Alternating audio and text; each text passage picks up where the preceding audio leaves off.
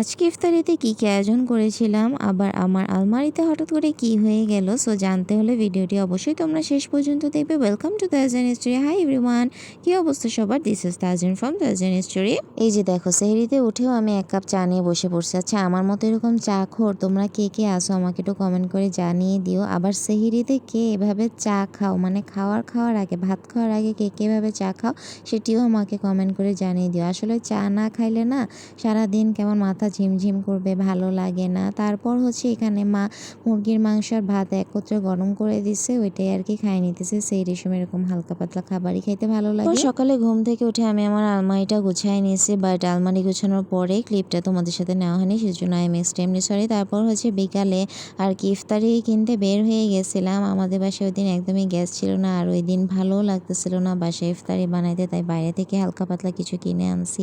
এদিকে যে হালিম কিনে আনছি, এই হালিমটা খুবই ভালো, কিন্তু সবসময় খাই, কিন্তু এটা এবার কেমন টেস্ট ছিল সেটাও তোমাদের সাথে শেয়ার করবো। আর এখানে দেখো পর্দাশীল দোকানদার, তারা পর্দার আড়ালে হচ্ছে তাদের ব্যবসা কার্যক্রম চলমান রাখছে। তারপর বাসায় আসার পরে হচ্ছে আমি ওখানে আখের গুড়, ভুসি আর হচ্ছে লেবু দিয়ে শরবত বানাই নিয়েছি, এটা পেটের জন্য ভালো।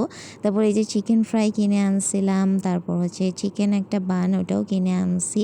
চিকেন ফ্রাইটা মোটামুটি ছিল, বাট ভালো লাগে নাই, সব সময়ের মতো ভালো লাগে নাই।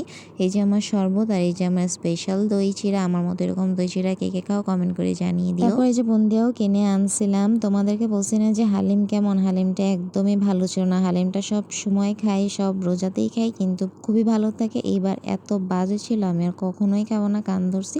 তারপর এই যে মা এখানে সেহরির জন্য হচ্ছে ভাত বসায় দিতেছে, মানে আজকের সেহরির জন্য। তারপর এই যে লাবাং খেয়ে আজকের মতো এখানেই বিদায় নিচ্ছি, দেখা হবে নেক্সট কোনো ভিডিওতে।